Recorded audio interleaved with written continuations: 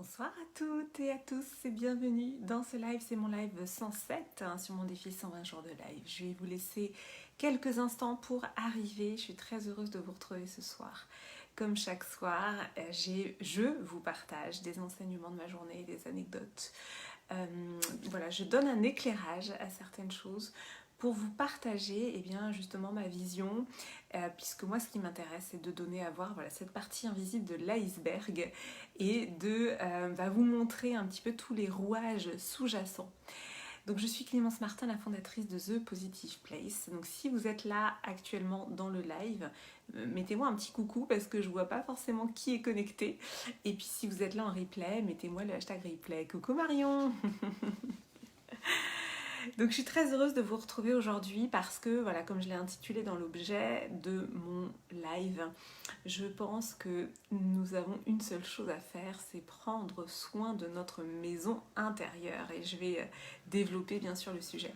Alors, maison intérieure, prendre soin de sa maison intérieure, ça m'a été soufflé par un post d'une amie que je salue, qui s'appelle Aewon. Aewon, si tu me regardes, voilà, tu m'as inspiré ce live. Tout simplement parce que prendre soin de sa maison intérieure, il y a deux choses. Il y a déjà prendre soin de l'intérieur de soi et prendre soin aussi de sa maison à l'extérieur. Pour ceux et celles qui me suivent depuis le début, vous savez que pour moi, ça a été tout un cheminement aussi de me réapproprier le matériel, de me réapproprier ma maison, mon appartement. Et Marion, tu me dis, tu as deviné que j'étais là. Oui, exactement, j'ai su que tu étais là. Donc, pour ceux et celles qui me suivent depuis le début de ces lives, j'avais expliqué comment je me suis dématérialisée, entre guillemets, puisque on peut être intéressé par le matériel, par le spirituel, par un entre-deux. Moi, il se trouve que j'aime tout ce qui est conceptuel, spirituel, etc. Donc, ça peut être aussi une tendance à être très, on va dire, cérébrale, très dans la tête, en fait, très dans le mental. Et donc tout mon processus, ça a été aussi de redescendre dans le matériel, dans le corps, redescendre aussi dans l'ancrage à la terre, dans la connexion à la terre, etc. Donc ça, c'est tout un travail que j'ai fait pour justement ne pas être totalement dématérialisé, parce que qu'est-ce qui se passe quand on est dématérialisé? C'est pas seulement le côté internet, quand on est dématérialisé, qu'est-ce qui se passe? C'est-à-dire qu'on va plus prendre soin des objets qui nous entourent, on va plus prendre soin de sa maison, de sa voiture, donc on va entre guillemets se dématérialiser. Moi, c'est ça que j'ai eu comme processus. Je sais exactement pourquoi, parce que j'ai dû revendre ma maison suite à ma séparation, j'ai eu un trauma, un choc par rapport à ça, et donc après, qu'est-ce que j'ai fait? J'ai choisi de me dématérialiser, j'ai choisi de dire, moi le matériel ça m'intéresse pas, de toute façon c'est pas ça qui est important, etc. Aujourd'hui, je pense évidemment qu'il y a un entre-deux. Et donc, qu'est-ce qui s'est passé avec toute cette année 2020 où on a été bloqué dans nos intérieurs, dans nos maisons, à l'intérieur aussi de nous, de nos pensées, puisqu'on a été beaucoup plus, on va dire, coincé avec nous-mêmes, puisqu'il y avait beaucoup moins d'activité à l'extérieur. Et bien, pour ma part, ça a été aussi l'occasion de me reconnecter à mon intérieur, ma maison. Pour celles qui me suivent en story, j'ai complètement réaménagé cet endroit avec mon néon The Positive Place. Je me suis créé mon petit paradis en fait. J'ai tout un mur là sur le côté où j'ai mis des stickers c'est mon petit paradis pour moi, voilà, des petits papillons, des fleurs, des plantes. Et voilà, je me suis recréée, en fait j'ai pris soin de ma maison intérieure et aussi de mon intérieur. Et pourquoi c'est important? Parce que en fait on se crée cet écho entre l'endroit où l'on vit et le soin qu'on s'apporte à l'intérieur. Et aussi l'autre dimension que je voulais apporter, c'est que pour se reconnecter à la nature, moi je suis citadine, j'ai toujours été citadine, et bien pour se reconnecter à la nature, on peut aussi utiliser les symboles. Vous voyez, donc là je me suis fait un mur avec donc de la végétation, des stickers, j'ai aussi des plantes, mais c'est intéressant de le faire. Pourquoi? Parce qu'en fait, le cerveau va prendre pour argent comptant une partie de l'image. Et le simple fait de représenter symboliquement de la végétation, eh bien le cerveau, il va l'absorber aussi comme une connexion à la végétation. Oui, ça peut paraître étrange, mais je vous assure que c'est vrai. D'où l'intérêt de mettre en fond d'écran des paysages ou si vous voulez vous reconnecter à la nature, ça peut être intéressant de faire ça. Et une autre anecdote que je vais vous partager à ce sujet, par exemple, quand j'allais au travail auparavant, donc j'étais en voiture et j'avais un trajet qui me permettait de traverser le bois de Boulogne et donc de voir de la nature en fait, tout simplement de traverser des arbres, traverser une route qui était entourée d'arbres. Et puis j'ai changé de travail et j'ai changé de trajet et puis j'avais un trajet qui était uniquement citadin. Et pourtant la durée des deux trajets était identique, mais en termes de ressenti, c'était pas du tout pareil pour moi. Le trajet entièrement citadin était très pesant, très lourd pour moi. Et donc je me suis intéressée à ce sujet et en fait, au niveau neurosciences, on a confirmé ça, que le simple fait de voir de la végétation, c'est déjà entre guillemets une bouffée d'oxygène, ça alimente déjà notre cerveau qui a besoin de cette connexion à la nature. Donc voilà, déjà j'avais envie de vous partager ça parce que ça peut paraître incroyable mais c'est vrai. Et donc moi c'est ce que j'ai fait, c'est de prendre soin de mon intérieur. Merci pour les cœurs. Et donc de créer en fait, me créer ce petit paradis avec cette connexion à la nature. Donc voilà, je suis en train vraiment de faire ce processus de matérialisation que je vous avais décrit dans des précédents lives. Je regarde mes petites notes. Voilà. Et l'autre chose que je voulais vous dire. Pourquoi donc c'est important de se focuser sur l'intérieur en ce moment? Parce que à l'extérieur, il se passe beaucoup de choses qui peuvent amener de la peur, qui peuvent amener de l'instabilité. Il y a de l'incertitude à l'extérieur, ça oui, je ne vais pas le nier. Mais on peut toujours en fait se recentrer sur l'intérieur et se créer la stabilité à l'intérieur. Donc se créer la stabilité à l'intérieur, ça veut dire quoi? Ça veut dire refocuser les pensées vers l'intérieur et ne pas se faire happer par l'extérieur. Et c'est vraiment un exercice que l'on peut faire et je vais vous expliquer comment. Alors je lis les commentaires, tu me dis Marion ça doit être trop beau chez toi, j'adore. Le spot de positif, le néon, d'accord, super.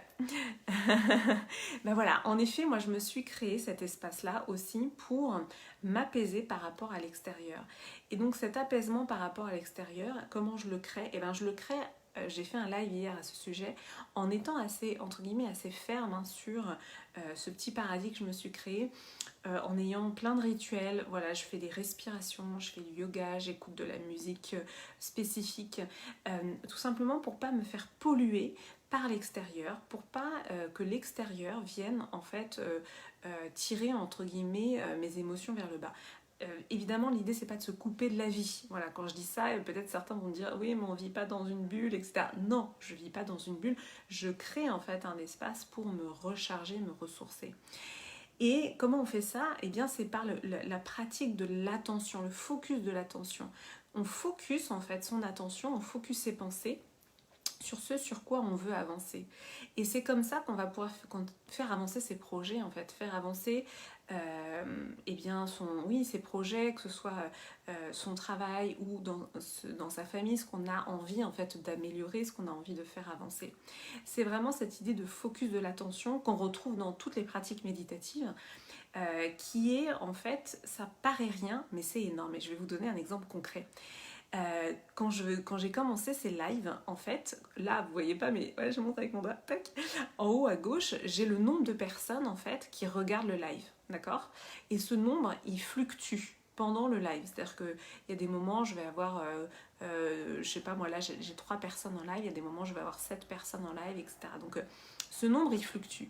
Et en fait, ce qui se passe, c'est qu'au début, je regardais comme ça le nombre de personnes et je voyais l'impact que ça avait sur moi. Donc c'est impressionnant parce qu'il y a une relation de cause à effet immédiate. C'est-à-dire que si je voyais le nombre baisser, je là, ça me serrait le cœur, vous voyez. Et puis après, quand je voyais que ça repartait, hop, ça revenait. Et je maîtrisais absolument pas ces réactions-là. C'est-à-dire que c'était instantané. Et c'est là que j'ai pris conscience de ce que c'était que de focuser son attention. Parce que, à partir de là, quand j'ai compris ça, je me suis dit, ok, je ne regarde pas le nombre, je ne regarde plus le nombre de personnes connectées. Et ça m'a pris un certain temps parce que j'avais un réflexe de vouloir regarder. Et donc, pourquoi je vous dis ça? Parce que, à partir du moment où on focus son attention, quand on a isolé ce qui nous détournait de notre projet, ce qui nous détournait de notre concentration, ce qui nous détourne de ce vers quoi on veut avancer. Et bien, une fois qu'on a compris ça, l'idée c'est de rester sur des rails et de rester focus. Exactement de la même manière que moi j'ai compris que quand je regardais le nombre de personnes connectées, ça me déstabilisait sur mon live. Donc ça m'a pris un peu de temps, mais maintenant, j'arrive à focuser mon attention et à ne pas regarder ce chiffre. Et c'est vrai que pour moi c'est important de vous partager ça aussi parce que ça démontre que on croit qu'on maîtrise tout dans notre cerveau, mais en fait non. En fait, il y a vraiment plein de choses qui sont spontanées et qu'on maîtrise pas. Comme moi, de ce que je vous expliquais, c'est-à-dire que j'allais regarder le nombre alors que c'était comme une sorte de réflexe. Et donc pour moi, on n'en est qu'au début, tout simplement, de la maîtrise de notre attention. Je pense que c'est vraiment un champ inexploré. Alors bien sûr, tous les courants zen, méditation, pleine conscience, ils le savent très bien ça, que l'attention c'est le secret, mais c'est un énorme secret. Et moi je suis en train vraiment d'en faire l'expérience là depuis en effet que j'ai lancé tous ces lives et je comprends vraiment que cette histoire d'attention c'est la clé pour avoir tout simplement plus de temps et plus d'énergie pour faire ce que vous avez envie de faire, parce que les journées font 24 heures et puis on dort quand même. Donc l'idée c'est vraiment de focuser et de ne pas se détourner de ce qui nous prend de l'énergie, de pas se faire détourner plutôt par des choses qui nous prennent de l'énergie. Donc aujourd'hui le contexte extérieur peut avoir tendance à nous prendre de l'énergie, et bien c'est de focuser son faisceau d'énergie, vraiment de garder sa ligne. Ah, tu vois Valérie, je vois ton commentaire. Petit piège, on est combien là? Eh ben je regarderai pas. Non, je vais tenir ma ligne. Et donc voilà, c'est hyper intéressant et maintenant je fais vraiment cet exercice-là au début de chaque journée de focuser mon attention. Alors évidemment le smartphone c'est terrible pour ça parce que ça a toujours tendance à nous détourner. Donc moi je mets mon smartphone de côté et puis j'ai des moments où je suis sur le smartphone et d'autres où je ne suis pas dessus. Mais voilà, je pense que c'est un des grands secrets, c'est un champ inexploré qui nous reste à explorer. Et pour moi, en effet, de prendre soin de notre maison intérieure, c'est ça. C'est de focuser notre attention. Il y a un scooter qui fait un bruit énorme. De focuser notre attention vraiment sur l'intérieur. En permanence, de ramener sur l'intérieur, de ramener, pour ne pas se faire détourner, pour pas aussi se faire détourner de notre énergie. En fait, notre énergie, elle est pour nous. J'en parle souvent, mais pour moi, c'est central cette histoire d'énergie. Et donc, en faisant ça, en prenant soin de notre maison intérieure, à l'intérieur et aussi de l'espace dans lequel on vit, et bien, finalement, on garde aussi notre énergie pour nous. Et c'est aussi comme ça qu'on va pouvoir créer et contribuer. Voilà, c'est aussi, pour moi, c'est un axe très important, c'est la contribution, comment on contribue chaque jour au monde. Et si on se fait prendre notre énergie soit par des personnes, soit par des informations, etc., on ne peut pas contribuer tout simplement. Merci pour les cœurs Marion, merci pour votre présence du coup en live. Merci Valérie, merci à toutes celles et ceux qui sont passés, merci Isabelle, ouais je regarde un petit peu tout le monde qui était là. Je vais vous souhaiter une très très belle soirée, je vous dis à demain. Je regarde les petits commentaires, merci Valérie. Avec plaisir, très heureuse que ça vous parle. Je vous dis à demain pour le live 108, je vous embrasse fort et belle nuit.